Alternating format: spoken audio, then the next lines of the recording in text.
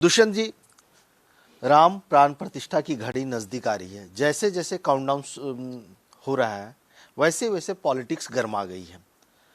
राजस्थान के पूर्व मुख्यमंत्री अशोक गहलोत ने प्रधानमंत्री नरेंद्र मोदी पर अटैक किया है और उन्होंने कहा है कि उन्हें खुद राम प्राण प्रतिष्ठा नहीं करनी चाहिए बल्कि दलितों से और आदिवासियों से करवाना चाहिए।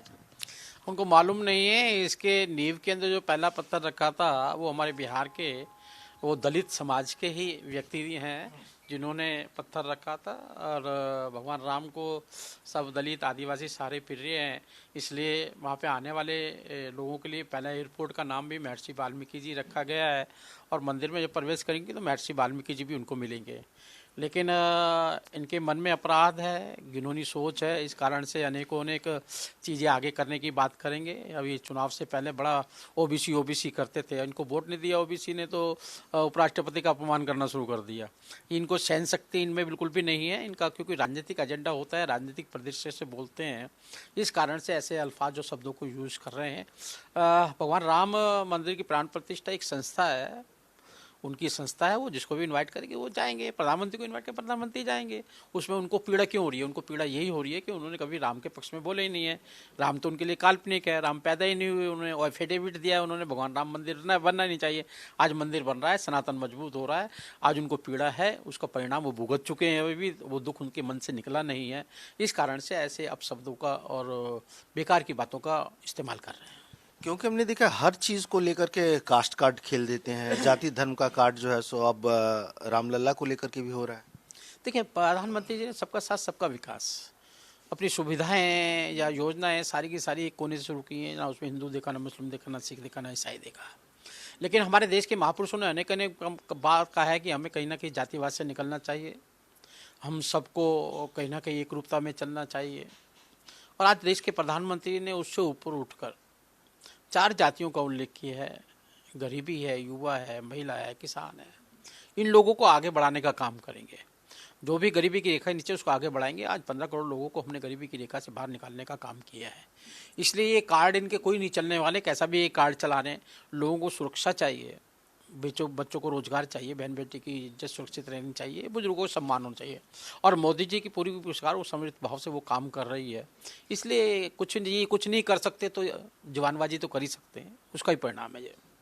बिहार के जेडीयू नेता हैं, उन्होंने भी अटैक किया है बीजेपी के ऊपर, आपके नेता के ऊपर। उन्होंने कहा है कि कोई शादी विवाह नहीं है कि इस तरह से निमंत्रण का कार्ड दिया है। हम पहले भी अयोध्या जाते रहे, तो ऐसी स्थिति में राजनीति नहीं होनी चाहिए। हाँ, राजनीति नहीं होनी चाहिए, लेकिन संस्था मंदिर का निर्माण कर रही है, वो किसी को भी इनवाइट करेगी। कोई भी काम होता है घर में, अच्छा काज होता है, काज के लिए इनवाइट किया जाता है। उनके यहाँ नहीं करते होंगे काज में इनवाइट, लेकिन अच्छे काज के लिए इनवाइट किया जाता है। और मुझे लगता है एक सुचारू अच्छा कार्यक्रम के तहत कर रहे हैं। लेकिन उनको खींच इसी बात की है कि भगवान राम के बारे में उन्होंने, इंडिया अलायंस लगातार जब से बना है आक्रमण कर रहा है, एजेंडे के साथ कर रहा है। आज आप बोलोगे, आज आप बोलोगे, आज आप बोलोगे, सनातन के अगेंस्ट बोलना है, हिंदू धर्म के अगेंस्ट बोलना है। और क्योंकि आज हिंदू धर्म इकट्ठा हो रहा है, एक प्रयास ये किया जा रहा है कि उसके एंटी बोलो, एक प्रयास ये किया जा रहा है कि हम भगवान राम को मानते हो तो आपने इतने विरोधाभास क्यों पैदा कर रहे हैं? आपने कोर्ट में लिखकर भी दिया है कि भगवान राम पैदा ही नहीं हुए। तो मुझे लगता है कि ये कहीं ना कहीं राजनीतिक बिंदु है उनके बोलने के, और समय के अनुसार खत्म भी हो गए। महादेव ऐप को लेकर के अब चार्जशीट में, ईडी के चार्जशीट में पूर्व मुख्यमंत्री भूपेश बघेल का भी नाम आया है, क्या कहेंगे? देखिएगा, जो भी चार्जशीट होती है, जो भी अपराध होता है, उसमें सबूत होते हैं। सबूतों के अनुसार जो भी गुनाहगार होता है, चाहे कितना भी बड़ा क्यों ना हो, कितना भी पद वाला क्यों ना हो, वो गुनाहगार ही होता है। इस देश में लोकतंत्र बहुत मजबूत है, संवैधानिक संस्थाएं अपना काम कर रही हैं, और वो इस घोटाले के अंदर इन्वॉल्व है, साफ साफ मालूम है। ईडी उनको बुलाएगी भी, और लगेगा तो अंदर भी डालने का काम करेंगे। क्योंकि देखा गया है कि 5 साल जो उन्होंने शासन किया है, खाली छत्तीसगढ़ की जनता को लूटने का काम किया है, कांग्रेस के एटीएम के रूप में काम किया है। अब कांग्रेस में वो एटीएम इस्तेमाल नहीं है, कांग्रेस ने तो बाहर निकाल के फेंक दिया है, नया एटीएम ढूंढ रहे हैं कांग्रेस वाले। तो आपराधिक बच नहीं पाएगा। क्योंकि अब पश्चिम बंगाल में देखें जिस तरह से ईडी की टीम रेड करने के लिए गई, उसके ऊपर अटैक हुआ, लोग घायल हो गए हैं। तो इस तरह से अब एजेंसियां अगर जांच कर रही है भ्रष्टाचार के, उनके खिलाफ ही जो है सो अटैक किया जा रहा है।